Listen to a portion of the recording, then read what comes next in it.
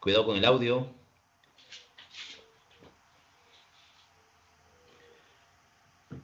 Ahora sí, vamos a ver.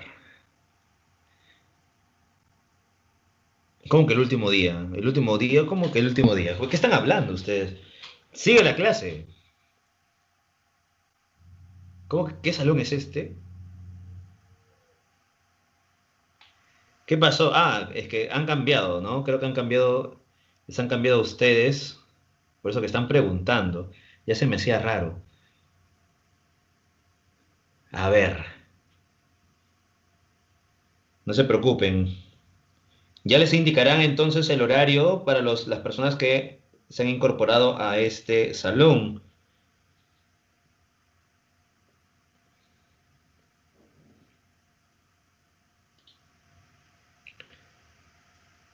A ver, vamos a ver qué nos dice.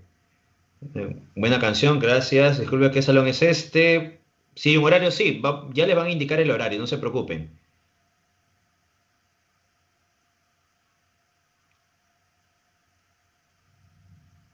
Sí, exacto. Ujú. Buen día también. Recién te incorporas, no te preocupes. Sí, lo que pasa es que estamos ya en la segunda etapa del básico, así que de pronto algunos se han incorporado al salón de hoy. Hay muchos nuevos. Tienes miedo, Luigi, no te preocupes. Al final van a ser amigos. Sí, vamos con todo, muy bien. Vamos con todo, ahora sí. Vamos a empezar entonces el curso de literatura. El tema de hoy recuerda que está vinculado a la literatura medieval, por eso hemos puesto la canción Fiesta Pagana como intro musical para esta clase. Y hablaremos sobre Italia, un poco de la Divina Comedia, ¿no? Entré un poquito tarde, bueno, no tarde porque recuerda que 9:45 empieza la clase, pero entré como a las 9:35 por ahí, porque estaba en el otro curso, así que como eran nuevos, la mayoría me pasé un poquito de los minutos para explicarle, pero ustedes no son tan nuevos que digamos, ¿no? Fiesta pagana, efectivamente, no, Mago de Oz.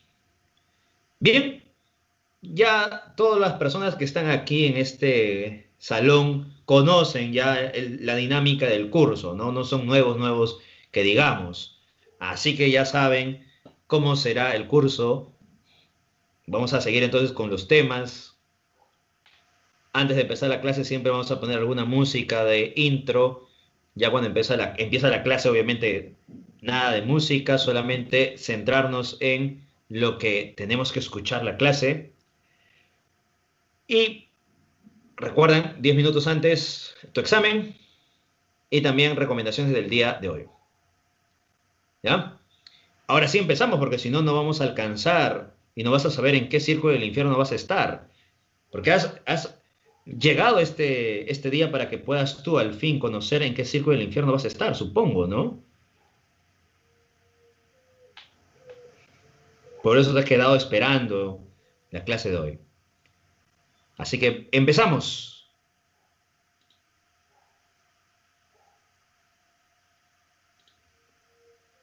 Muy bien. Buen día a todos una vez más. Vamos a empezar con el curso de literatura. El curso llega gracias a su profesor, Alex Ramos, y el tema es literatura medieval.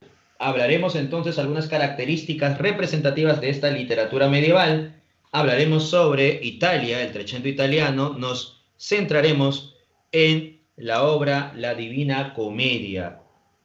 ¿Obra de qué autor? De Dante Alighieri. Así que eso es el tema de hoy. Así que empezamos. Por aquí ya nos están indicando cuáles son los círculos del infierno, ¿no? Muy bien, vamos a ver. Literatura medieval. Recuerda, la literatura medieval es la segunda manifestación de la literatura universal o europea. Esta literatura tiene como característica la visión teocéntrica. Recuerda, ¿sí o no? La visión teocéntrica es Importante mencionar ello. Todo gira en torno a la condición divina. Ya, todo gira en torno a Dios, ¿no? También tenemos otras características. Vamos a ver, hay una formación de lenguas romances, recuerda, ¿no? La lengua oficial de esta literatura o de esta época medieval era el latín, considerada la lengua culta. Pero vamos a tener en cuenta que también se están dando la formación de lenguas romances, ¿ya? O también llamadas las lenguas vulgares, ¿sí o no? También vamos a encontrar que en este periodo surgen los llamados cantares de gesta. ¿Qué son los llamados cantares de gesta? A ver, tú que conoces esta literatura medieval, ¿qué son los llamados cantares de gesta?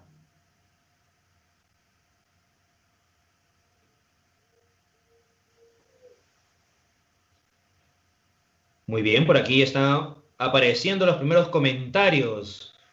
Los cantares de gesta son manifestaciones épicas, son cantos que están vinculados a elementos nacionales, por aquí nos dicen, narran hazañas de héroes de una nación, relatos de hazañas. Efectivamente, los llamados cantares de gesta son obras épicas, cuyo personaje es un héroe y a través de este héroe se exalta una nación. ¿Ya? Los llamados cantares de gesta. Profesor, ¿pero quiénes componen estos llamados cantares de gesta o quiénes divulgan los llamados cantares de gesta? ¿Recuerdas quiénes? Los juglares. Efectivamente, los juglares son aquellos autores, bueno, son aquellos poetas, ¿no? Son aquellos poetas que están vinculados al pueblo y empiezan a cantar estas grandes hazañas de héroes nacionales. ¿Ya? También aparecen los trovadores, y los trovadores están vinculados a la poesía, están vinculados a un sentido lírico, a los sentimientos. Entonces recuerda la diferencia entre juglar y trovador. El juglar, épico. El trovador, lírico. Entonces vamos a encontrar este surgimiento de los llamados cantares de gesta con una noción nacional. Hay una visión teocéntrica, te había indicado, todo gira en torno a la divinidad, ¿no? A la divinidad. Por ahí me dice, profesor, ¿las lenguas romances? Sí, las lenguas romances son lenguas vulgares. Quiere decir la lengua que pertenece al vulgo, o sea, al pueblo, ¿ya? Entre ellas tenemos, por ejemplo, el romance castellano, ¿no? O en el caso de Italia, el toscano, ¿recuerda, sí o no? Profesor, ¿eso quiere decir que todas las obras de este periodo se van a escribir en latín o en lengua romance? No. Quiere decir que algunas obras van a estar escritas en latín, otras obras van a manifestarse a través de lenguas romances, ¿ya? Por ejemplo, el Mío Cid es una obra que está vinculado a, o se va a divulgar a través de esta lengua romance.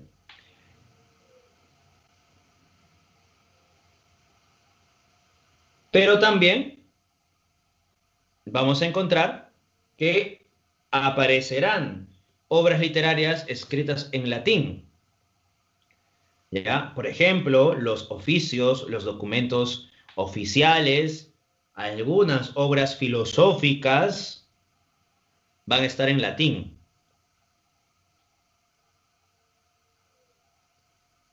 Pero también vamos a encontrar obras que están en lenguas romances. Recuerda que las lenguas romances salen del latín, ¿no?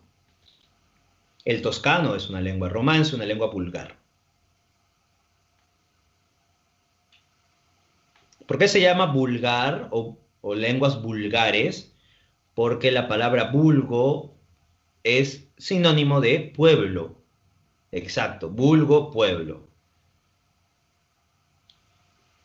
¿Ya? Por eso se llaman lenguas vulgares. Lenguas que hablan las personas del pueblo.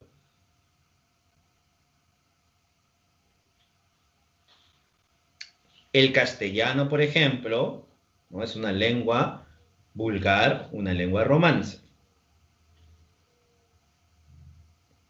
Bien, volvamos entonces a las características. Hay recesión científica. ¿Por qué, profesor? Lo que sucede es que producto de esta influencia de la Iglesia y la influencia cristiana, la ciencia va a caer en una recesión, no va a seguir produciéndose, ya que muchos van a ser considerados como herejes,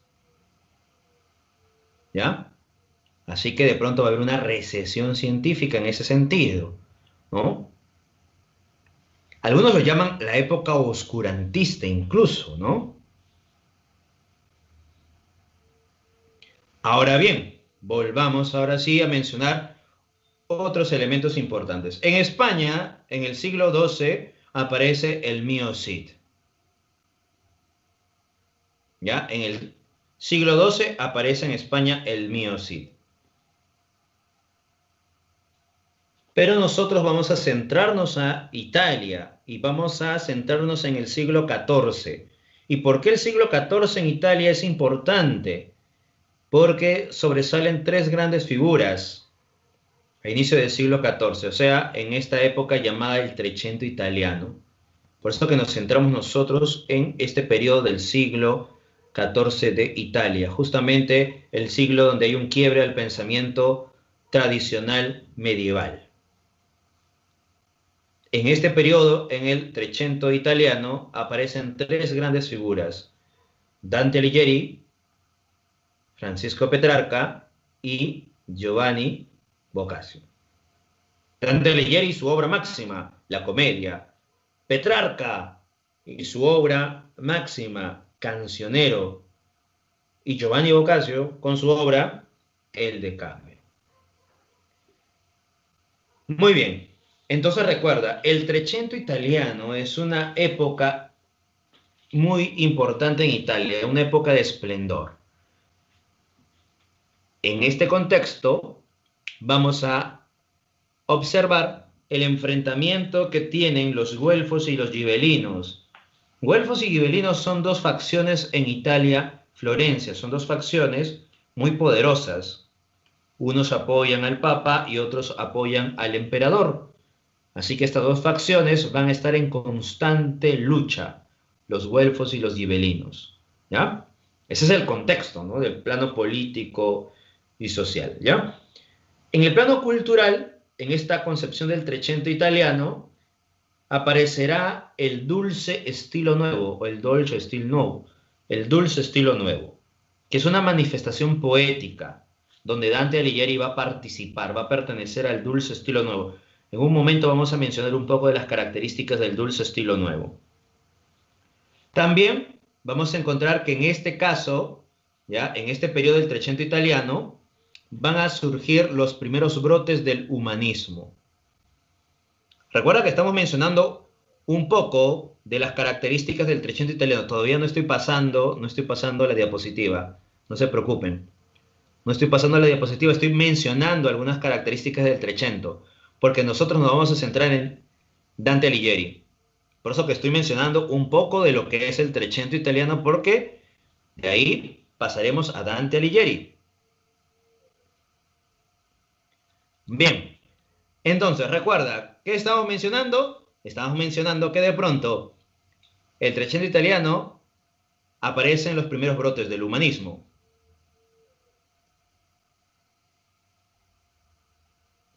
Dos, en este contexto se da el enfrentamiento entre los llamados güelfos y los gibelinos, ¿no?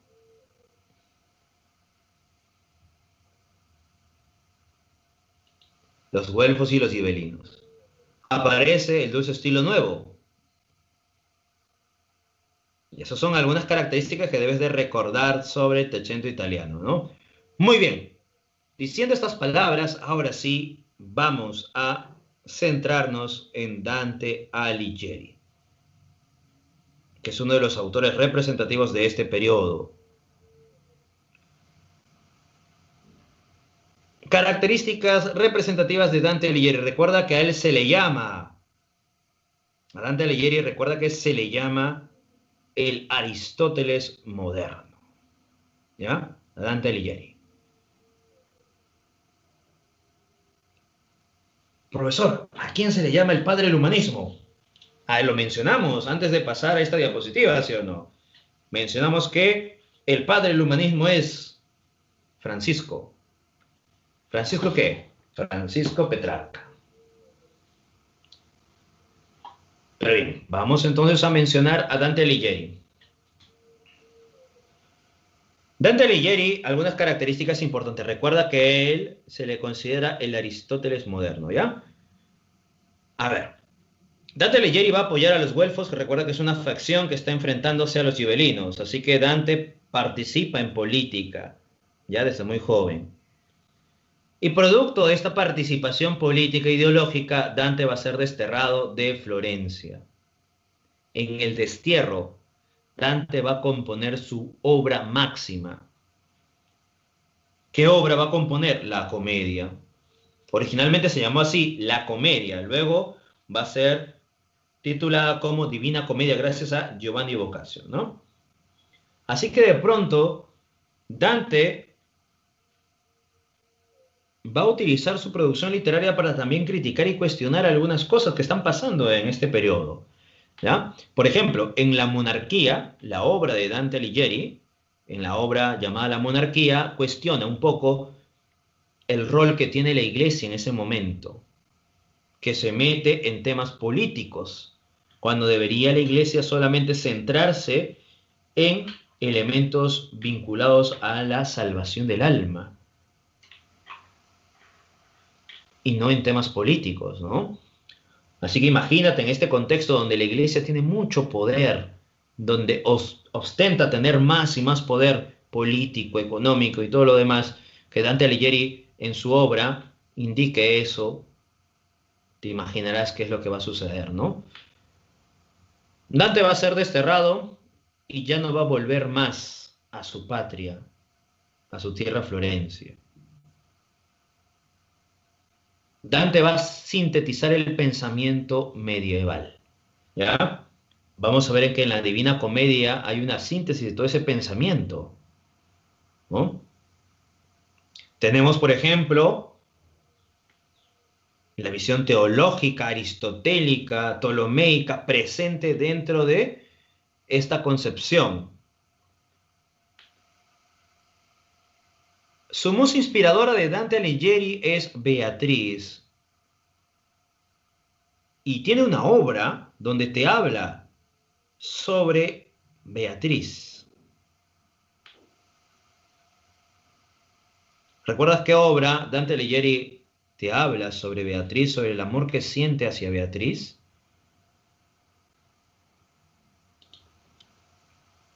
Muy bien, Leisha. La obra es Vida Nueva, efectivamente. En esta obra, Dante Alighieri nos habla sobre el amor profundo que siente por Beatriz. Cuando la conoció, cómo estaba vestida, qué representa Beatriz para él, una vida nueva para este autor. Es su musa inspiradora, Beatriz. Recuerda que Beatriz va a morir muy joven, ¿no? Y Dante la va a generar una imagen importante y majestuosa dentro de la Divina Comedia, ¿no? Pero la Divina Comedia no es una obra amorosa, recuerda, ¿no? No es una obra que te habla sobre Beatriz. La Divina Comedia tiene otra temática. Más bien... No, pero supongo. A ver, cuidado con el audio, cuidado con el audio, no se preocupen, ahorita silencio. Tengan cuidado con el audio, ¿ah? Si no vamos a ver interferencias.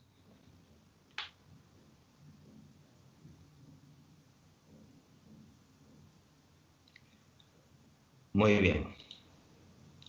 Hasta ya me olvidé en qué parte estaba, ¿ves? No se preocupen. Les estaba diciendo, Beatriz, estaba hablando sobre Beatriz, ¿ves? Muy bien. Les estaba indicando que esta obra, recuerda, Vida Nueva, esta obra Vida Nueva te habla sobre Beatriz y el amor que siente Beatriz. Y también te estaba indicando que la comedia no habla sobre el amor hacia Beatriz, sino en la obra Vida Nueva.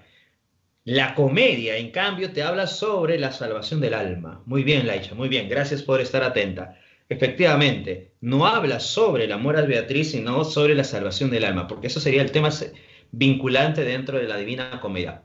Sin embargo, Beatriz sí es un personaje de la Divina Comedia, ¿ya? Pero la obra donde te habla solamente hacia Beatriz es Vida Nueva. Bien, siguiente punto, influencia del dulce estilo nuevo. A ver, Dante Alighieri va a participar en esta manifestación poética, el dulce estilo nuevo. ¿Ya? ¿Qué es el dulce estilo nuevo, profesor? En el dulce estilo nuevo se idealiza a la mujer como un ser angelical, majestuosa, divina, pura, inmaculada. Hay una idealización tremenda de la mujer en el dulce estilo nuevo. ¿Ya? Además se representa la concepción divina del amor. ¿Cómo es eso de la concepción divina del amor? Recuerda que estamos en la época medieval y todo está vinculado a la noción cristiana o a la noción religiosa, ¿no? Entonces, el poeta era un pecador, ¿no? Tenía algunas dificultades, era el pecador y estaba enamorado de aquella dama, aquella mujer, que se representa como la Donna Angelicata, como la mujer angelical, efectivamente. Entonces, como ella es pura, inmaculada, ¿qué sucede? Sucede que de pronto el poeta, al darse cuenta que está manchado por el pecado, no puede acercarse a ella, porque ella es pura, inmaculada, recuerda, ¿no? No es digno de estar con ella. Por eso, ¿qué hace el poeta? Para poder encontrarse con ella, ¿qué tiene que hacer? Tiene que purificar su alma. El amor que siente él hacia ella va a salvar su alma. ¿Por qué? Porque va a tener que purificarse para que pueda al fin acercarse a ella, ser digno de estar con ella. Por eso que aquí el amor contemplativo está vinculado. El amor contemplativo, o sea, la distancia. El poeta está visualizando este amor a la distancia, el amor contemplativo. ¿Ya? Así que la mujer se representa como un ser angelical, por eso se llama Donna Angelicata, ¿no? Mujer angelical. ¿Ya? Mujer angelical. Y la representación de la mujer es un sentido de magnificencia, virtualidad, ¿no? Esperanza. ¿Ya? Así se representa a la mujer en el dulce estilo nuevo.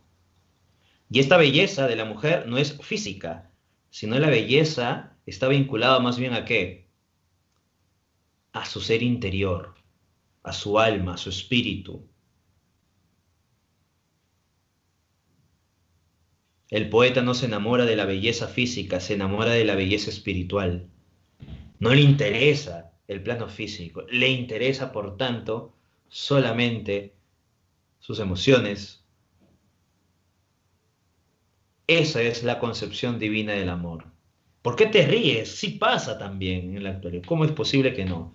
Pero claro, esta idealización es tremenda, ¿no? Una idealización de la mujer, imagínate, un ser puro, inmaculado y el poeta un pecador. Pero así se va acercando a ella, poco a poco, purificando su alma, y gracias a eso, ¿qué sucede? Él logra acercarse a Dios. Y por tanto, ¿qué sucede aquí? Sucede que de pronto el poeta empieza a purificarse y por tanto a liberarse del pecado.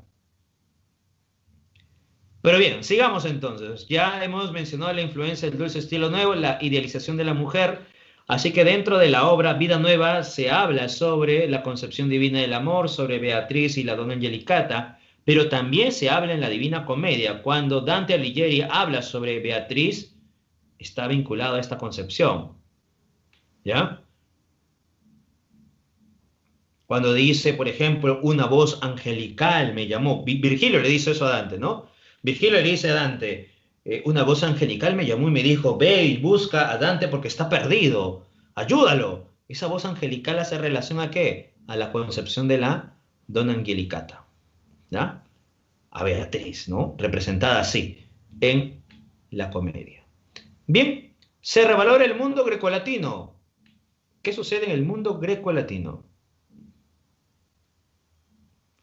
El mundo grecolatino va a estar revalorizado en la obra de Dante Alighieri. En la Divina Comedia lo vemos, ¿no? Muchos personajes mitológicos están presentes dentro de la obra. ¿Ya? Muchos personajes, ¿no? Está Cerbero, está de pronto Minos, el barquero Caronte, entre otros. ¿Ves? Encontramos muchos personajes mitológicos dentro de la obra La Divina Comedia. Así que se está revalorando el mundo greco-latino, ¿no? Eso es lo que vamos a tratar entonces, la Divina Comedia. Y vamos a ver cuáles son los círculos del infierno, qué castigos tendría estos círculos del infierno y demás. Pero antes de eso, antes de llegar a la Divina Comedia, recordemos algunas obras de Dante Alighieri. Tenemos la Comedia, que es una obra de carácter alegórico. Vida Nueva, una obra autobiográfica, porque habla sobre el amor hacia Beatriz, por tanto es amorosa. De la Monarquía es un tratado político, ideológico. De la Vulgar Elocuencia es un tratado lingüístico que te habla sobre el toscano. Te habla sobre el toscano. El Convivio es un tratado ético y moral que tiene la influencia de Aristóteles. Y aquí está la concepción de la belladona, ¿no? Idealiza a la mujer como belladona, mujer bella, Donna Angelicata, mujer angelical, manifestando así su acercamiento al dulce estilo nuevo y la concepción divina del amor. Ahora sí, nos acercamos entonces a la comedia.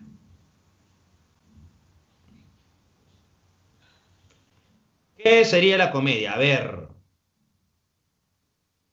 claro, la comedia es una de las obras más representativas, efectivamente. Pertenece al género épico, la comedia. Especie, poema épico o epopeya religiosa. Recuerda, se llama así comedia porque tiene un final feliz, ¿no? Porque te habla sobre estos encuentros del ser humano y que de pronto al final llega a un buen término, ¿no? La comedia, la representación del ser humano en el día a día, imagínate, ¿no?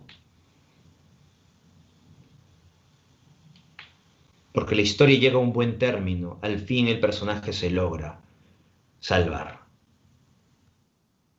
¿Tiene un sentido alegórico, profesor? Sí, tiene un sentido alegórico. ¿Y por qué? Porque está utilizando elementos de la realidad para reflejar algo que puede ser abstracto. Imagínate el lugar donde está pecándose, que sería la selva oscura, el mundo del pecado. ¿Cómo de pronto podemos nosotros utilizar algún elemento de la realidad para representar el mundo del pecado, que es un poco abstracto, mundo del pecado?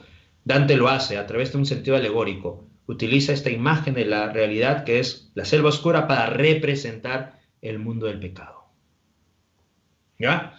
Entonces vamos a tener elementos alegóricos. Efectivamente, en la Biblia también se utilizan muchos elementos alegóricos.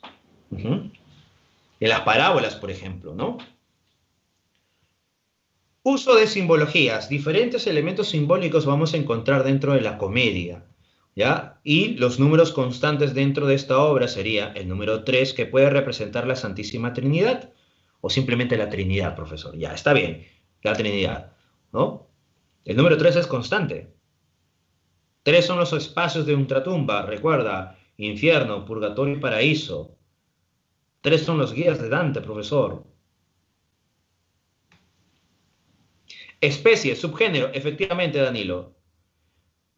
El número 7 está relacionado a los 7 pecados capitales también, ¿ves? Ahí te das cuenta. Y si tú has leído la Biblia, te vas a dar cuenta que en la Biblia el número 7 es constante también. En el Apocalipsis incluso, ¿no? El número 9 también. Así que ahí te das cuenta la relación también con esta noción cristiana. El número 9, los 9 círculos del infierno. Y el número 10, el número de la perfección, efectivamente, el número divino, ¿no? Vinculado a la concepción divina, el número 10. Efectivamente.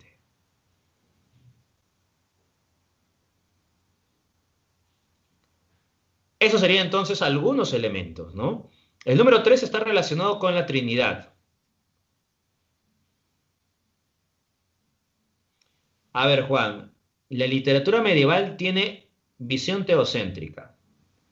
Surgen las primeras manifestaciones nacionales y aparecen también las lenguas romances. Son características dentro de esta literatura medieval. El número 9, recuerda que están relacionados a los 9 círculos del infierno, ¿no? Los 9 cielos.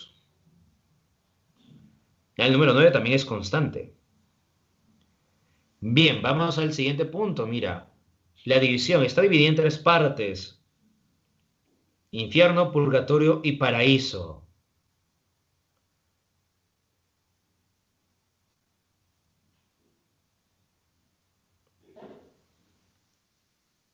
Está escrita en toscano. Recuerda, una lengua vulgar, ¿no? Está escrita en toscano. ¿Ya? Y el número de cantos es 100, divididos en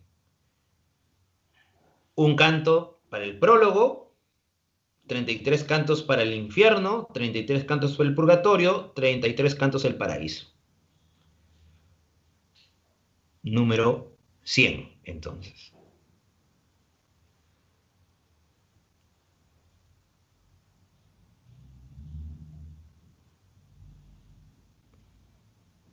El toscano es la lengua vulgar, la lengua materna de Dante Alighieri, que sería como el italiano pero antiguo, ¿no? O el italiano arcaico, ¿no? Del toscano evoluciona al italiano. Los 100 cantos, no te preocupes.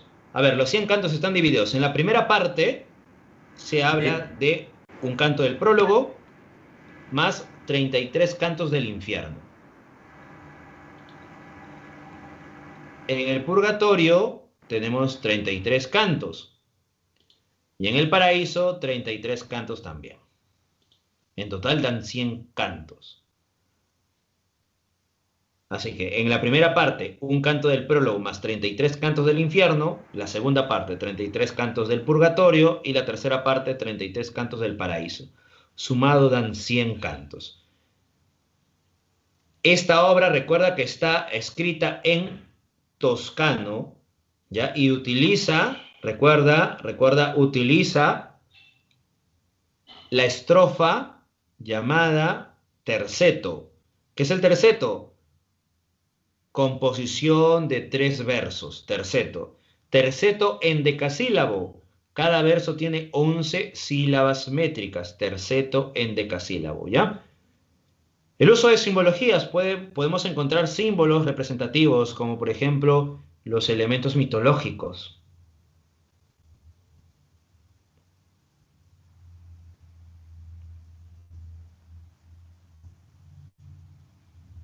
Uso de simbologías, elementos mitológicos, ¿no? Puede ahí encontrarse, ¿no? O la representación de la razón humana vinculado a Virgilio. Lengua vulgar quiere decir que está vinculado al pueblo. Vulgar, vulgo, pueblo. Así que el toscano es una lengua vulgar porque es hablado por el pueblo.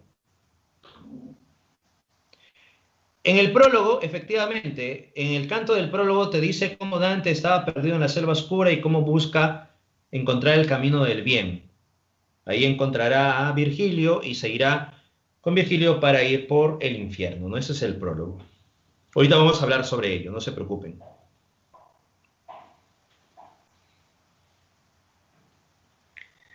A ver, en la biblioteca encontraste solamente audiolibro. Bueno, sí.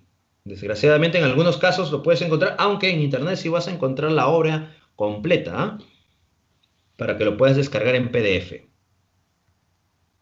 Vamos entonces con la organización, ya que estábamos hablando sobre estas 3 partes. A ver, ¿qué nos dice?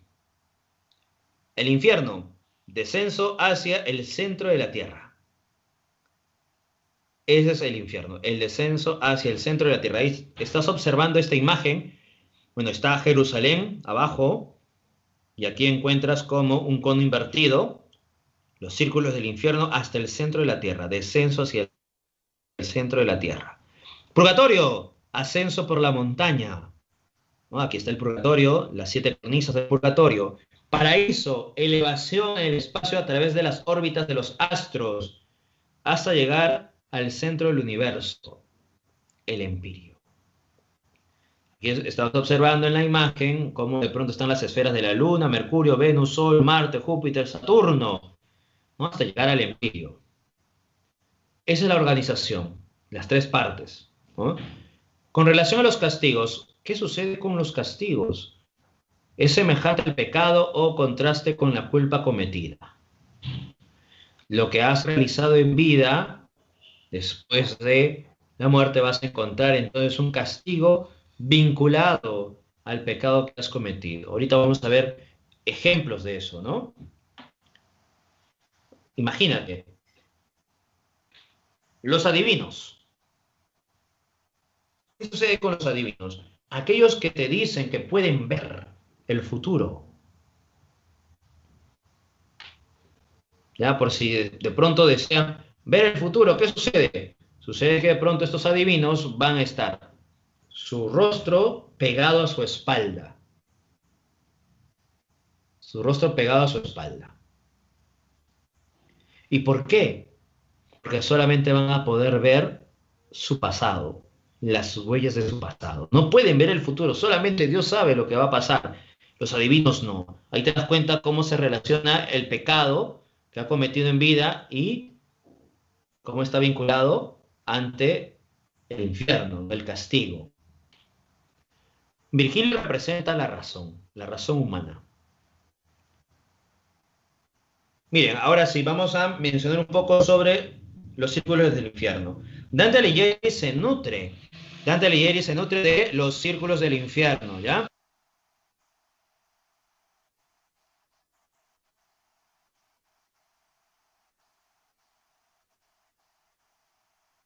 Dante se nutre, por tanto, de la concepción aristotélica para referir los círculos del infierno, específicamente de la obra La Ética de Aristóteles. Aquí tenemos un cuadro de la ética aristotélica donde están los pecados de incontinencia, bestialidad y malicia y cómo Dante se nutre para reflejar la parte del infierno, ¿no? No te va a dar los 9 círculos del infierno, sino desde el segundo círculo hasta el noveno círculo. Ahorita vamos a mencionar por qué. A ver, desde la ética aristotélica, los pecados de incontinencia arrastradas por las fuerzas del instinto. El ser humano no puede controlar en cierta medida, ¿no? Es un tanto irracional estos actos que comete. ¿Qué hace? Va a reflejar en el segundo círculo del infierno, los lujuriosos. El tercer círculo del infierno, los que cometen la gula, los glotones. Cuarto círculo del infierno, los avaros y los pródigos. Quinto círculo del infierno, la ira. Quiere decir que se nutre de la visión aristotélica de los pecados de incontinencia, ¿no? Los pecados de bestialidad, para Dante, están vinculados a la ética de Aristóteles. A ver, ¿qué nos dice? Las acciones cometidas fueron contrarias a lo que corresponde a la naturaleza humana. A ver, nos dice, los herejes, sexto círculo del infierno, negaron la verdad revelada por Dios y manifestada a través de la iglesia. Y los violentos contra el prójimo, séptimo círculo del infierno, que pueden ser ladrones, incendiarios y homicidas. Contra sí mismos, que pueden ser los suicidas, y contra Dios, blasfemos, y contra la naturaleza sodomita. Así que los pecados de bestialidad estarían en el sexto círculo del infierno y el séptimo círculo del infierno. Los pecados de malicia, los pecados que se cometen con uso de la razón, es decir, que hay una intencionalidad previa y por eso son los más graves. Es consciente entonces la persona de cometer estos actos y aún así, sabiendo lo que van a cometer, y no solamente, sino que también sabiendo el daño que va a causar, igual los comete. Quiere decir, el octavo círculo del infierno, los fraudulentos, y el noveno círculo del infierno, los traidores.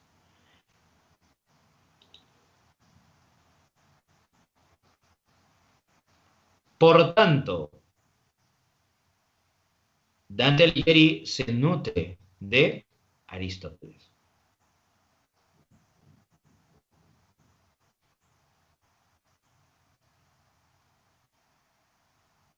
A ver, vamos con este punto. Primer punto, entonces.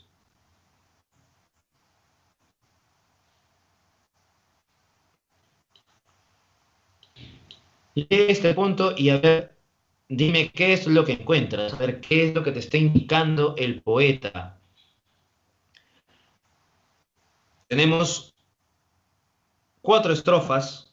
Recuerda, una estrofa es un conjunto de versos. Estos versos son 3, por tanto esta estrofa se llama terceto y tiene 11 sílabas métricas. Terceto en decasílabo. Tenemos 4 tercetos en decasílabos. Lee, a ver, estos 4 estrofas y menciona qué es lo que el autor te está indicando para luego ya hablar sobre la obra en sí.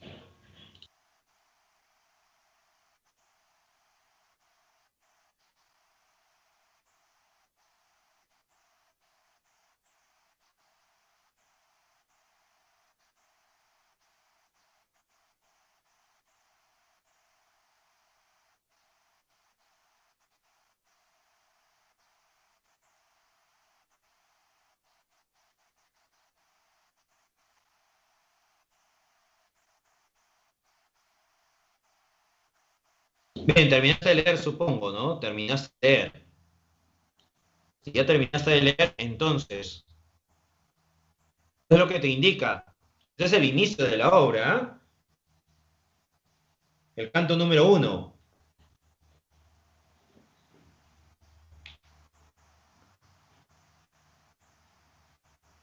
Sí, ese es el prólogo, efectivamente. Canto número 1, que sería el prólogo. ¿Qué te está indicando? A ver, Freire nos menciona, habla sobre el camino incorrecto, camino de la vida, camino de la luz. Está perdido en la selva oscura. Muy bien, estoy leyendo sus comentarios. Se encuentra en la selva oscura sin saber cómo ha llegado. Efectivamente, aquí Dante Alighieri, recuerda, el autor es Dante Alighieri y el personaje también tiene ese mismo nombre, ¿no? Dante. ¿Ya? A ver, el personaje va a contar su historia, por tanto es un narrador personaje. Narrador de primera persona. Mitad del camino de la vida. En una selva oscura me encontraba porque mi ruta había extraviado. Sabemos entonces que hay un camino, pero también hay un desvío, ¿sí o no? En una selva oscura me encontraba porque mi ruta había extraviado. Entonces, este personaje es consciente que está en un camino extraviado. El camino correcto no sería la selva oscura, sino lo contrario a la selva oscura. ¿Ya?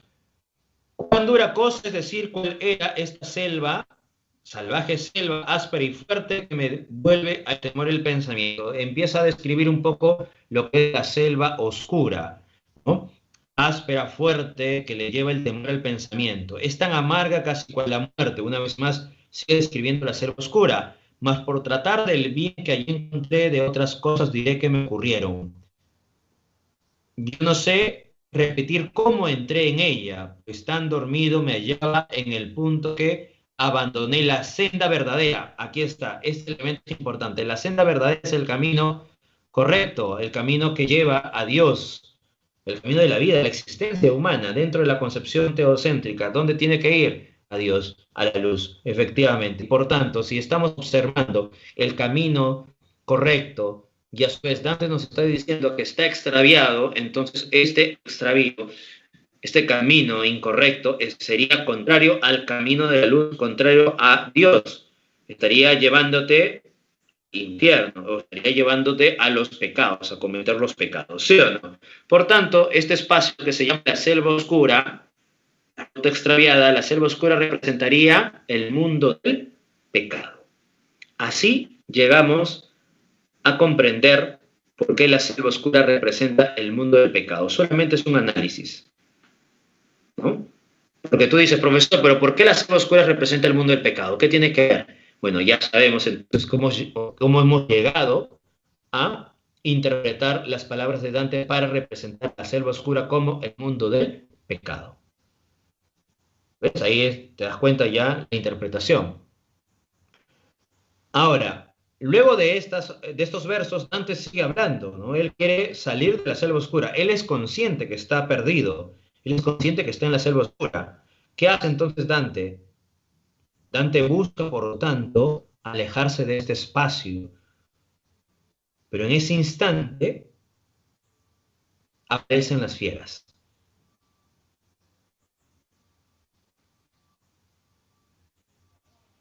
Sucede que aparecen las fieras. ¿Quiénes son? La loba, la pantera y el león.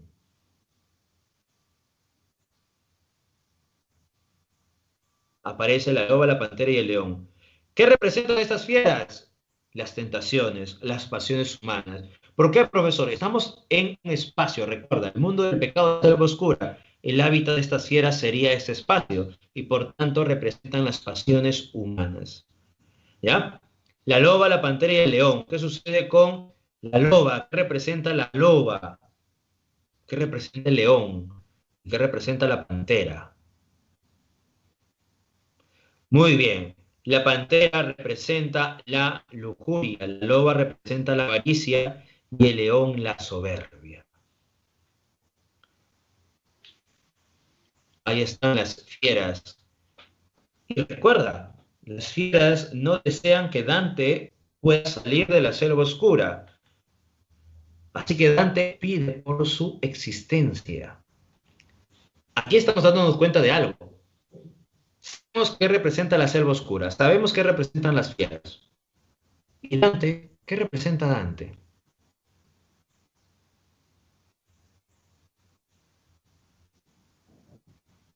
Si Dante está perdido en la selva oscura, Dante representa al pecador. Exacto. Dante es el pecador, el cristiano débil, el hombre extraviado.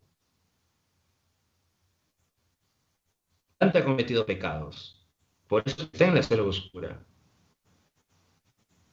Dante representa al hombre, claro, al ser humano que de pronto ha cometido pecados, al ser humano que está extraviado, que está en el mundo del pecado, ¿no? Por eso que Dante quiere salirse de este espacio y busca la manera de salir, pero en ese instante aparecen las pasiones humanas, las fieras, que impiden a este ser humano salir de este espacio. Es como que de pronto te das cuenta que estás cometiendo diferentes obstáculos o de pronto errores, pecados, y quieres apartarte de estos pecados que estás cometiendo y de pronto aparecen las tentaciones para que vuelvas a cometer estos pecados, porque no quieren que tú salgas de este espacio, ¿no? Lo mismo pasa con Dante. Dante quiere salir, pero aparecen las fieras, las pasiones humanas, las tentaciones para que Dante siga cometiendo los pecados, ¿no? Para que siga extraviado en esta selva oscura. Por eso que Dante pide clemencia. Busca Dante ¿qué? Salvarse. Porque se da cuenta que las fieras no van a dejarlo libre. Y en medio de todo esto aparece Virgilio, que sería su primer guía. Virgilio aparece y le dice a Dante, una voz angelical me ha llamado, me ha indicado que busque a Dante, que te busque y logre apartarte de este espacio. Dante se maravilla porque Virgilio es su maestro. Dante ha leído a Virgilio, autor de la Eneida, es un autor romano. Dante ha leído constantemente a Virgilio, así que se maravilla porque su guía, su primer guía será Virgilio, su maestro literario, ¿no? Virgilio representaría entonces a la razón. Pero Virgilio nos dice que una voz angelical lo llamó, y esa voz angelical es Beatriz. Beatriz representa la fe. ¿Ah? Y su siguiente guía, San Bernardo, representaría la contemplación.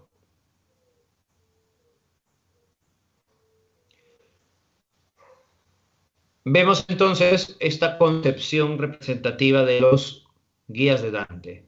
Virgilio, la razón humana, Beatriz, la fe, y San Bernardo, la contemplación. Ya tenemos este cuadro para poder representar. Muy bien, ahora sí vamos a continuar con la historia, porque nos quedamos en que Dante estaba perdido y en ese instante aparece Virgilio, ¿no? Ahí nos quedamos.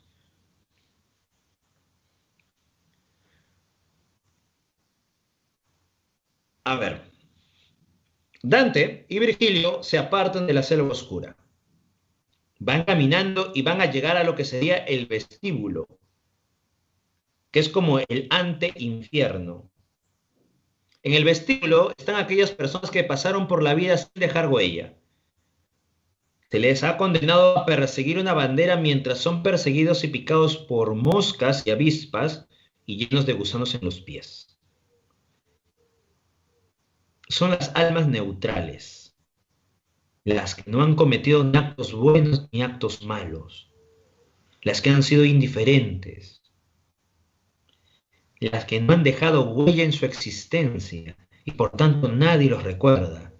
Es como si de pronto no hubiesen existido. Por eso que no pueden estar ni siquiera en el infierno, porque no han cometido actos malos, ni siquiera en el paraíso. Su existencia ha pasado desapercibida. Así que Dante y Virgilio siguen descendiendo. Ya han pasado el vestíbulo. Así que mientras siguen descendiendo se van a encontrar con el río Aqueronte. En el río Aqueronte se encontrará con el barquero Caronte, aquel que traslada las almas al infierno.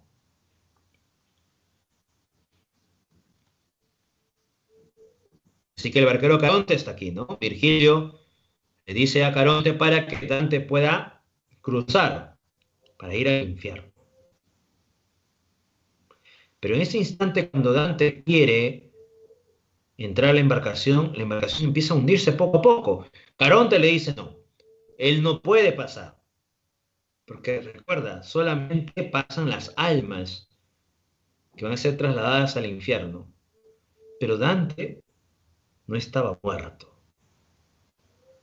sino que, producto de la divinidad, Dante va a tener que pasar por estos espacios. Así que de pronto, Virgilio le dice eso a Caronte, que Dante tiene que pasar, porque Dios está permitiendo eso. Caronte a regañadientes va a aceptar. Así que lo traslada al infierno. Recuerda entonces, ya hemos mencionado, selva oscura, se encuentra con Virgilio, se alejan de las fieras, pasan por el vestíbulo, que es como el anteinfierno, tienen que cruzar el río Aqueronte y luego ya llegar a las compuertas del infierno. Dante y Virgilio al fin llegan a las compuertas del infierno. ¿Y qué sucede aquí? En ese instante, cuando al fin han llegado a las compuertas del infierno, Dante empieza a leer algunas palabras que dejó Lucifer como bienvenida, ¿no? La entrada al infierno, hay una advertencia contundente, y dice así: por mí se va a la ciudad doliente, por mí se va al eterno sufrimiento, por mí se va a la gente condenada. Antes de mí no fue cosa creada, sino lo eterno y duro eternamente. Dejad los que aquí entráis toda esperanza. Bueno, Dante lee eso y se asusta. No quiere entrar. Porque dice, dejad los que aquí entráis toda esperanza. ¿Y por qué dice eso? Porque aquel que entra ya no sale. ¿Y dónde va a entrar, profesor? Al infierno, a la ciudad doliente, al eterno sufrimiento, a la gente condenada. Virgilio dice, no te preocupes, Dante, nada te va a pasar, estás conmigo. Así que Virgilio y Dante avanzan. ¿Empiezan a qué? A descender. Van a llegar entonces al primer círculo del infierno, ¿ya? Aquí tienes una infografía donde se sintetiza todos los círculos del infierno, ¿no? Ya pasamos entonces, mira, pasamos por el río Aqueronte, primero estuvimos en los indiferentes, el vestíbulo, antes del vestíbulo en la selva oscura, ya pasamos el río Aqueronte, ahora vamos a llegar al primer círculo del infierno. El primer círculo del infierno están los no bautizados. En el primer círculo del infierno están las personas o los grandes pensadores de la humanidad, pero antes de Jesús.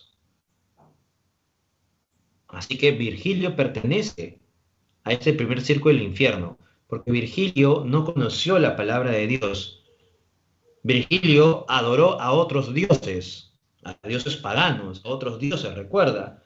Por ello es que Virgilio pertenece al primer círculo del infierno. Y muchos grandes autores de la antigüedad van a estar en este periodo. ¿Ya? Exacto, todo esto está dentro de la obra La Divina Comedia. A ver, primer círculo del infierno, el limbo, lugar donde van todas las personas que nunca fueron bautizadas. Por tanto, tienen el pecado original, por ello están en el primer círculo del infierno.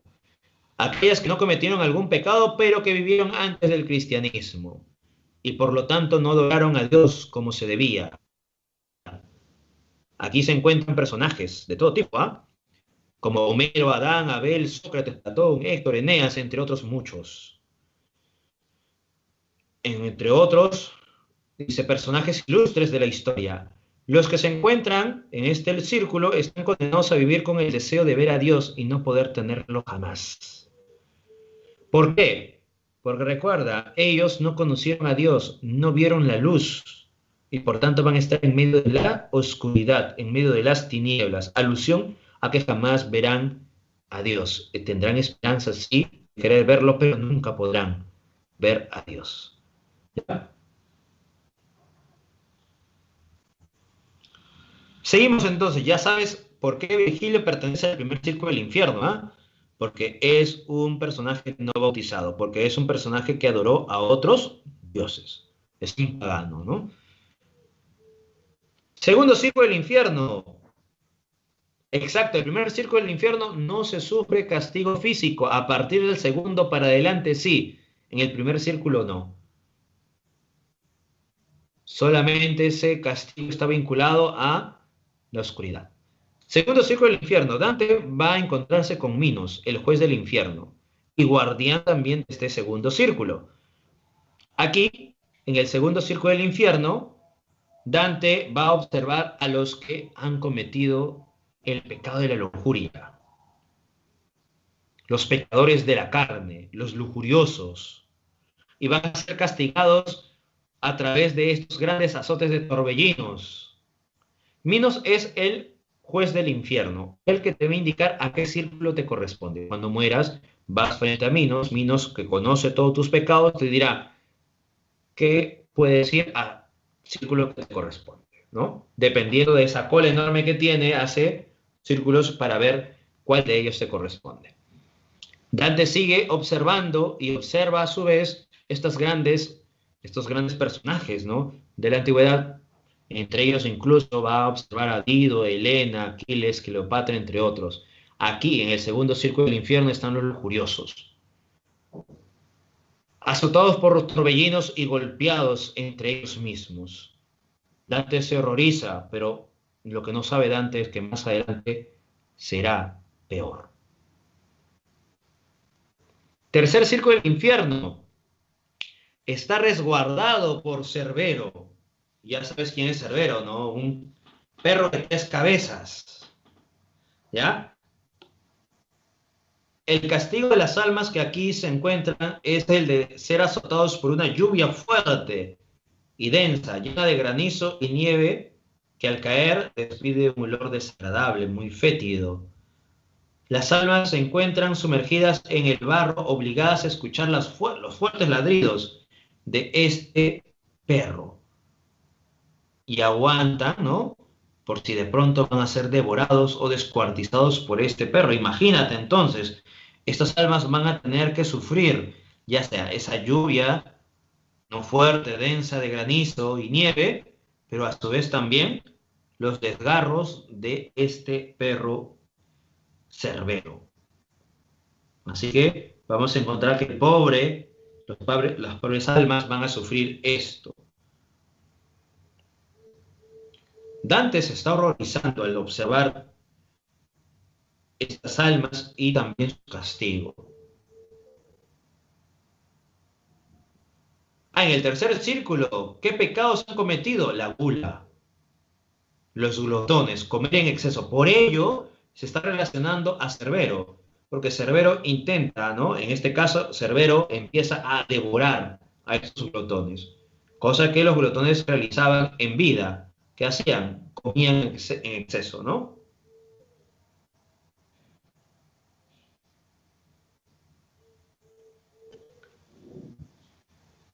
Dante Alighieri está contándolo. Dante está contándolo en primera persona, efectivamente.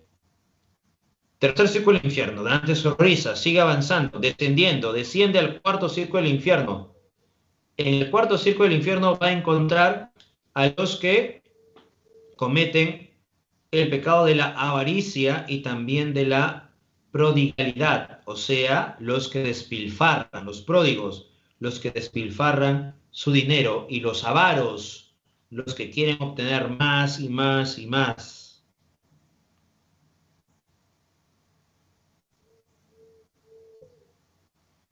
El castigo para estos pecadores es estar divididos en dos bandos y arrastrar una enorme piedra a lo largo del círculo de un lado a otro hasta chocar y reprocharse. ¿Por qué guardas? ¿Por qué derrochas? Bueno, quien le pregunta por qué guardas, reprochándole, hace alusión al avaro, ¿no? ¿Y por qué derrochas? Al pródigo. Recuerda entonces esos detalles, ¿ya? Y van a tener que hacer ese acto por el resto de la eternidad. Y te imaginarás el dolor que van a sentir al seguir avanzando con esta enorme piedra, chocando uno contra otro, luego seguir avanzando. Van a estar tan cansados, pero tienen que realizar ese acto por el resto de la eternidad, ¿no? Cuarto círculo del infierno, entonces aquí están los que son castigados por la avaricia y la prodigalidad.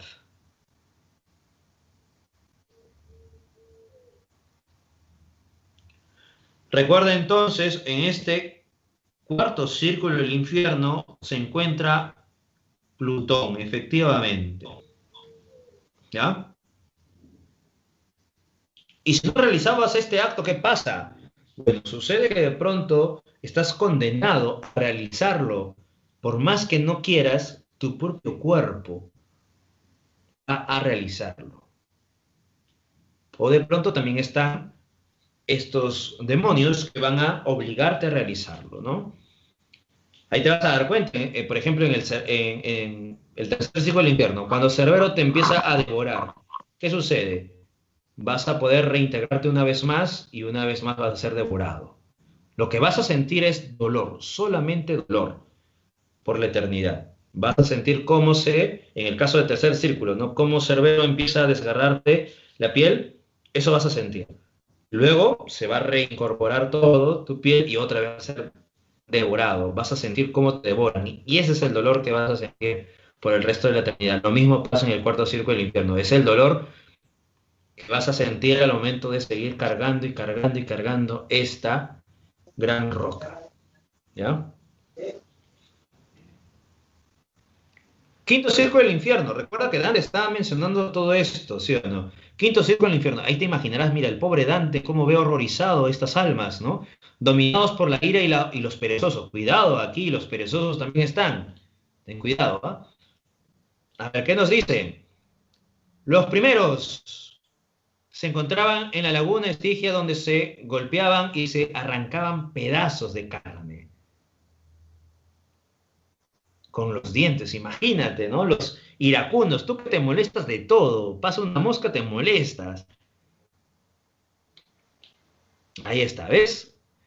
Los iracundos, los coléricos, van a estar en pareja y van a enfrentarse entre sí, desgarrarse la piel,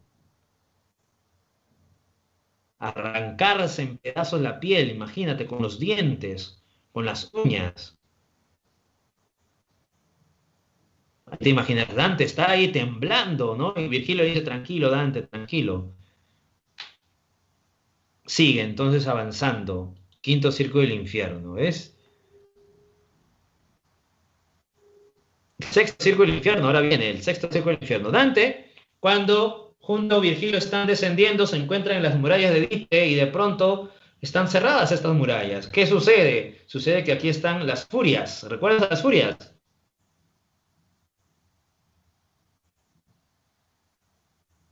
Claro, aquí está el que pone me enoja en todos los comentarios. Ahí está los iracundos aquí, ¿ves?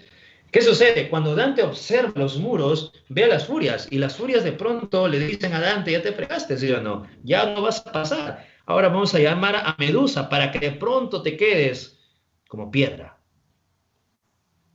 Dante se asusta. Virgilio dice, tranquilo Dante, cierra los ojos, tú solamente escucha, voy a guiarte.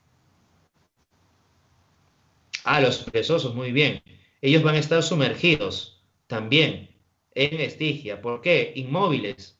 Mira, los segundos se encontrarán debajo del fango inmóviles. Como son perezosos, no quieren hacer nada, pues bien, van a estar sumergiéndose y mientras se van sumergiendo, van a faltarle el aliento. Poco a poco van a sentir esa desesperación, ¿no? De no poder respirar una y otra vez hasta que de pronto vuelve a suceder lo mismo. El infierno. En esta zona del infierno son castigados los herejes, quienes negaban la vida, la inmortalidad del alma. Su castigo es estar en sepulcros abiertos, ardiendo en llamas. Profesor, ¿qué quiere decir? Que cada vez que de pronto un pecador en este círculo del infierno quería salir de su lápida, el fuego los devoraba, los quemaba. Así que de pronto el sexto círculo del infierno están los herejes relacionados a la hoguera. ¿Recuerda cómo los quemaban a los herejes en la época medieval? Aquí, el sexto círculo del infierno, están estos herejes. Incluso, mira, también está algunos personajes como el Papa Anastasio II, así que personajes vinculados a el cristianismo también están aquí presentes. Quiere decir que Dante critica a algunos funcionarios de la iglesia que van a ser corruptos en su tiempo.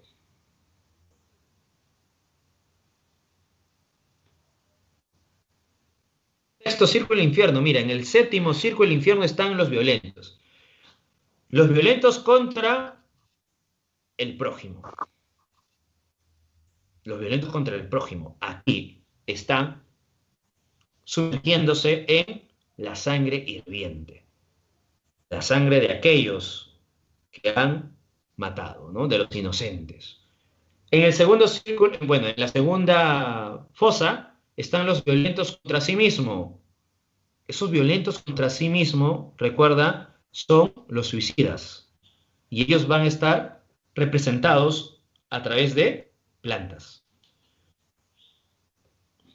¿Y por qué plantas, profesor? Porque como ellos han violentado su cuerpo en vida, ahora Dios les ha castigado y no les va a entregar el cuerpo que ellos han violentado. Por ello, van a estar a través de ¿qué? De plantas.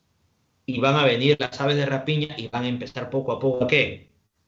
A desgarrar su cuerpo, que en este instante sería plantas, ¿no? Van a sentir entonces esos desgarros de estas aves de rapiña. Siguiente, entonces, vamos a ver a los violentos contra Dios y la naturaleza. Van a estar desnudos recorriendo arenas hirvientes mientras va cayendo estos fuegos, ¿no?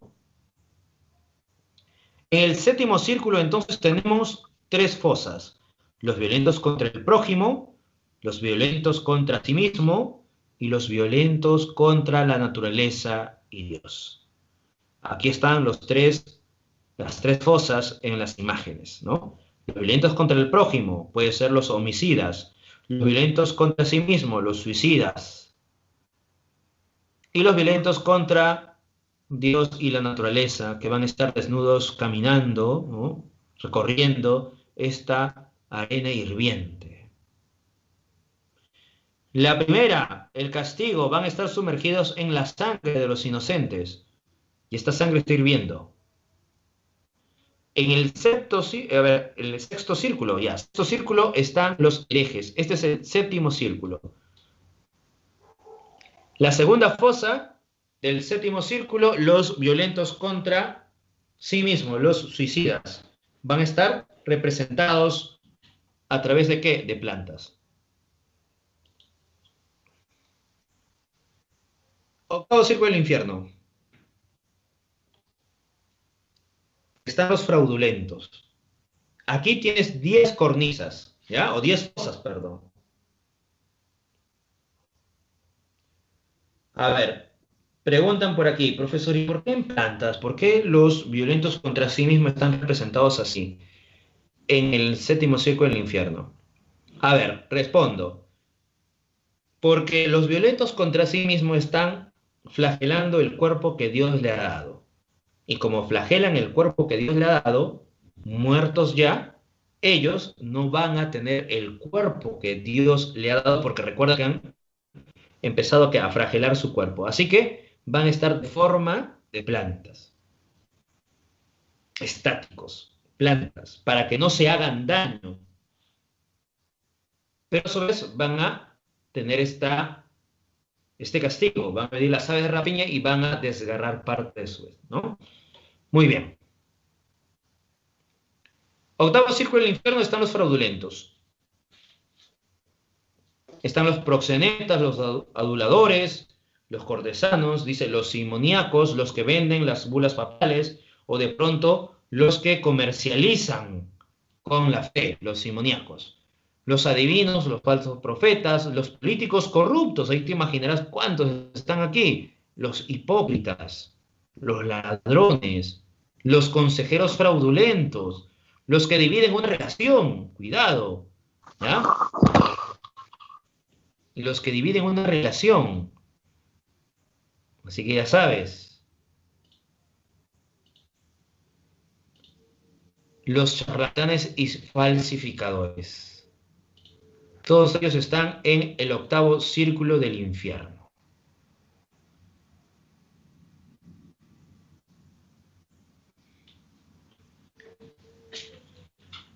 Muy bien. Están haciendo alusión a todos los congresistas, toda la política del Perú por aquí en los comentarios. No se preocupen. Buen ejercicio, buen ejercicio. Vamos a ver, entonces, el octavo círculo del infierno, entonces tenemos 10 fosas. Cada una de ellas representa una forma de fraude, ¿no? Ante los demás. Y también algunos castigos, ¿no?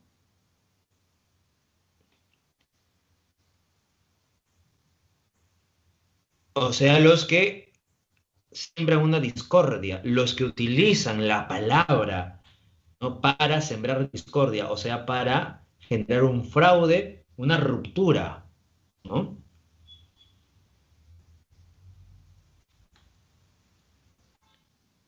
Noveno círculo del infierno. Aquí en el noveno círculo del infierno estaría los traidores. Sí, los adivinos, como les había indicado, su cabeza está pegada en su espalda.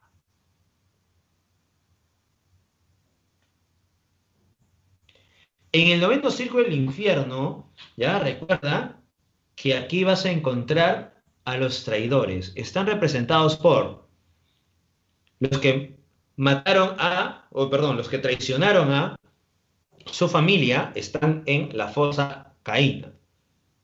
Caín, como mató a su hermano, aquí se encuentran los traidores a su familia. La Antenora, Antenor de Troya, ayudó a los griegos contra su ciudad, por tanto están los traidores de la patria. La Ptolomea, Ptolomeo rey de Egipto, quien mató a su huésped, por tanto aquí están los traidores a sus huéspedes. Y la Judesca, los que traicionaron a Jesús, por tanto aquí están los traidores a sus benefactores.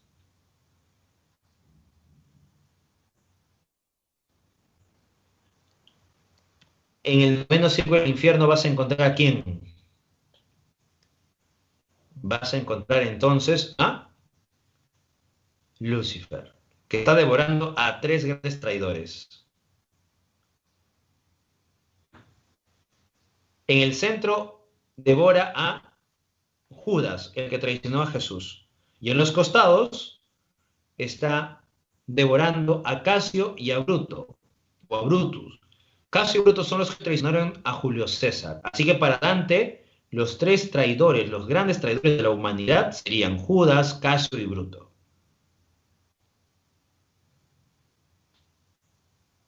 ¿Ya? Recuerda eso. Traicionaron, por tanto, Judas, el que traicionó a Jesús, y Casio y Bruto, los que traicionaron a Julio César.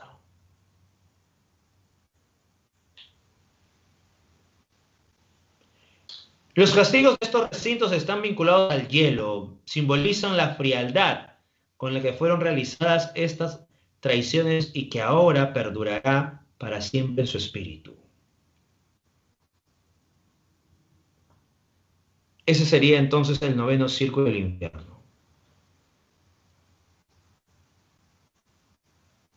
En el octavo círculo depende de la fosa. Los que generan un sigma o división, sus cuerpos van a estar cortados. Va a venir como un ángel y va a cortar parte de su cuerpo. Esa parte que está cortada, poco a poco va a querer unirse y una vez más vendrá ese ángel y cortará esa parte del cuerpo. Los adivinos, su cabeza está pegada a su espalda y así vamos a encontrar diferentes castigos en las 10 fosas del octavo círculo del infierno. El castigo en el noveno círculo del infierno, aquí los mencionamos, están vinculados al hielo, están sumergidos ante el hielo, están congelados en el noveno círculo del infierno.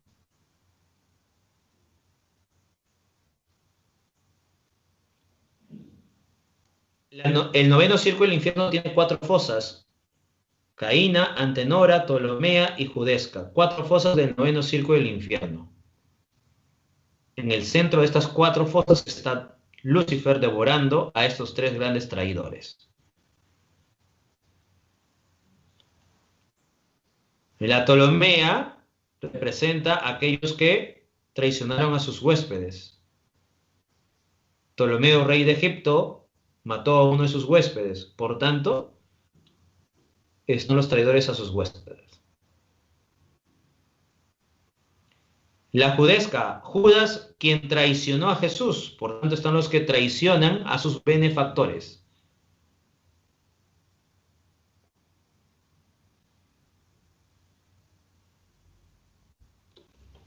Y recuerda eso, ¿no? Judas traiciona, por tanto, a sus benefactores.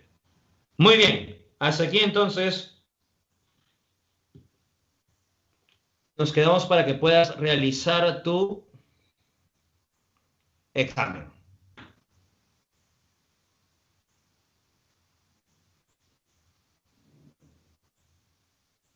De todas formas, igual te he puesto el purgatorio, ya te he puesto el purgatorio, esta infografía que también está muy explicada, y también te he puesto el paraíso, esta infografía del paraíso. ¿Ya? Purgatorio y paraíso, ¿ves? Recuerda que Dante acompaña a Virgilio hasta el purgatorio, no puede ir al paraíso Virgilio, porque recuerda que es una persona que está en el primer círculo del infierno, es un pagano, por eso no puede ir al paraíso, ¿no?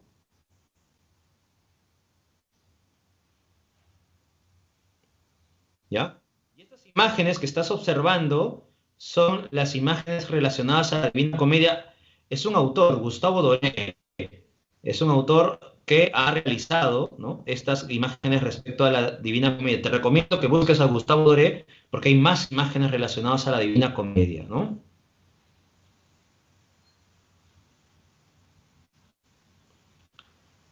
Dante y Virgilio ascienden al purgatorio, pero ya no puede Virgilio acompañar a Dante al paraíso. Solamente se queda en este espacio, ¿no?, que sería el paraíso terrenal. Tiene que descender Virgilio y llegar al primer cielo del infierno. Muy bien, pueden ir a dar su examen.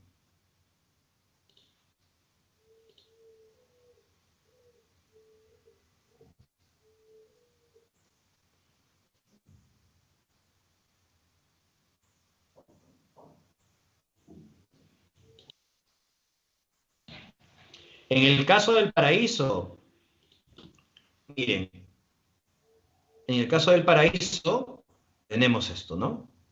Dante y Beatriz, ahora Beatriz le va a acompañar en el paraíso y luego le acompañará San Bernardo en el Empirio. Va a pasar por la Luna, Mercurio, Venus, Sol, Marte, Júpiter, Saturno, las estrellas, el cielo cristalino y Beatriz aparecerá y aparecerá San Bernardo que le lleva a la presencia de Dios. Dante va a observar tres esferas que van a fulminarlo, porque son esferas muy luminosas, ¿ya? Que no va a poder Dante observar muy bien. No puede ver el rostro de Dios. Estamos en la época medieval, recuerda, es imposible que se pueda ver el rostro de Dios, si no sería herejía dentro de la concepción medieval. Así que Dante va a observar todo esto, ¿no?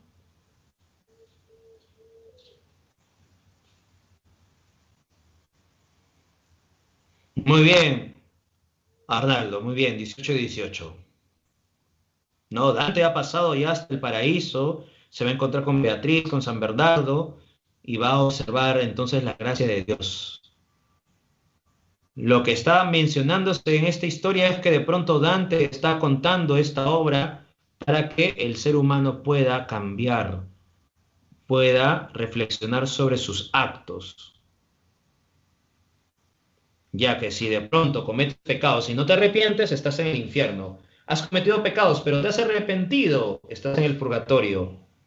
Y esperas que de pronto puedas al fin llegar al paraíso, purificarte y llegar al paraíso. Y si estás en el paraíso son las personas que de pronto no han cometido pecados, están en el camino del bien, el camino recto.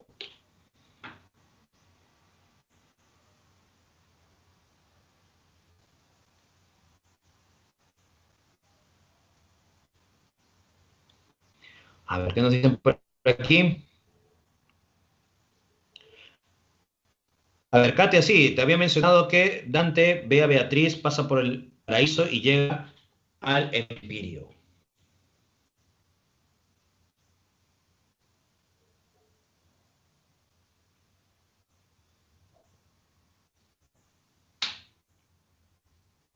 (18-18), muy bien. 12-18, muy bien, Juan. Muy bien, Fresley. Gracias a ti, Naisha. Juan, ¿por qué recorrió todo? Porque Dante nos quiere mostrar cuáles son las consecuencias de los actos del ser humano.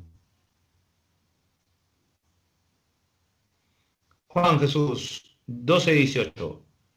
Gracias, Naisha. Gracias, Lucas.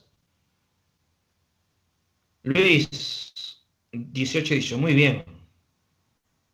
Bueno, Catherine, esto no te puedo responder porque ahorita está en examen. Muy bien, Michelle, 12-18. Muy bien, Ashley. 18-18, Ashley. Recomendaciones, Freddy. Efectivamente, las recomendaciones tienen que estar. Si no, imagínate, vamos a estar condenados al infierno. Si no, Lucifer nos va a empezar a transgular, ¿no? Nos va a empezar a comer, si no. No podemos ir sin recomendaciones. Es una herejía irnos sin recomendaciones. Vamos a estar condenados, si no, al infierno. A ver, por acá vamos a seguir leyendo sus comentarios. Gracias a ti, Yadira. Muy bien, Manuel. ¿Cómo que no hay? Muy bien, 18-18. Muy bien también, Gustavo, Josué. A ver, recomendaciones del fin de semana antes que te puedas marchar. Tenemos en poesía, una vez más, a Juan Gonzalo Rose. Yo te había recomendado otra obra de Juan Gonzalo Rose. Te recomiendo un poema más, Carta, perdón, a María Teresa. Otro poema también muy sentimental, ¿no? Muy emotivo de Juan Gonzalo Rose, aquel poeta que va a escribir estas obras en el exilio, ¿no? Pertenece a la generación del 50, en este contexto del gobierno de Odría. Carta a María Teresa de Juan Gonzalo Rose.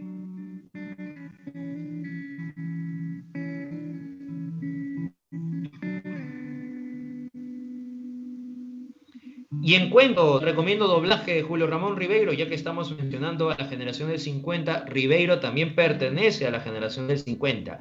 En este caso, el cuento doblaje no está vinculado a esta concepción de emigrante, ¿no? Se habla más bien de una obra un tanto fantástica, como de pronto una persona quiere encontrar a su doble y se va a las antípodas para poder verlo, para poder reencontrarse o encontrarse con él. Va a suceder diferentes circunstancias hasta que de pronto retornará y no sabemos si de pronto lo encontró o no. Bueno, esto lo vas a ver en el cuento en sí. Doblaje. ¿Existe realmente un otro, una persona tan igual a ti en otra parte del mundo? ¿Podrás reencontrarte con él?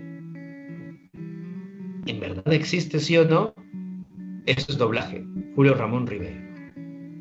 ¿Y qué harías si de pronto te encuentras con esa persona que es tan igual a ti? Imagínate. Giampiero, muy bien, 18-18. Diana, 18-18, muy bien.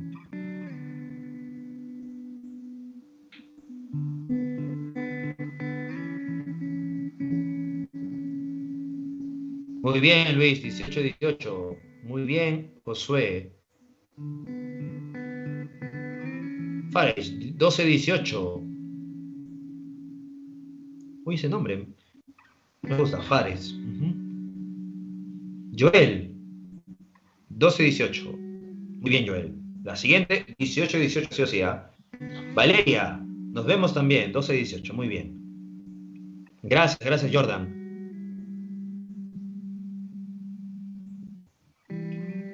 Virgilio gritando, sáqueme del infierno, dice. Muy bien, Juan Jesús. Bueno, pero Virgilio recuerda que poco a poco le está diciendo a Dante, tranquilo, cálmate, Dante, no te desesperes, ¿por qué te desmayas, Dante? Espera, Dante. Todavía tenemos que recorrer más círculos. Eso le está diciendo Virgilio, no a Dante, ¿no?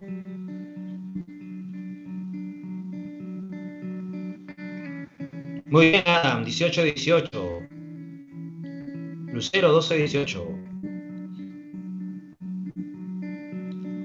18-18 Pinochi. Muy bien, Noche. Que tengan un lindo día también. Muy bien, Adam. Nos vemos.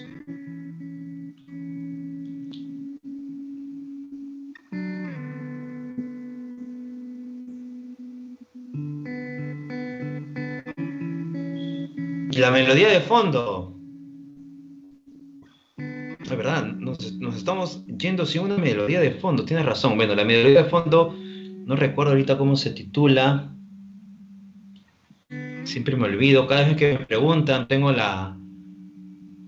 el tema, pero luego se me va el título de esta melodía de fondo.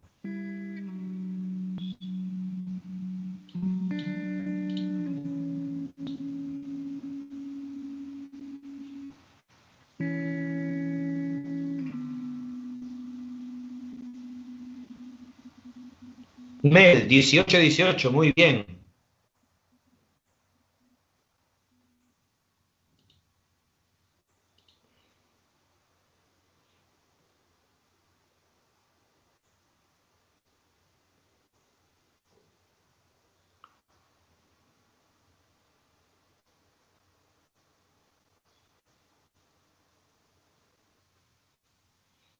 Bien, chicos, entonces nos vemos la siguiente semana. Espero que se encuentren bien. Ya la siguiente semana hablaremos de otra manifestación de la literatura.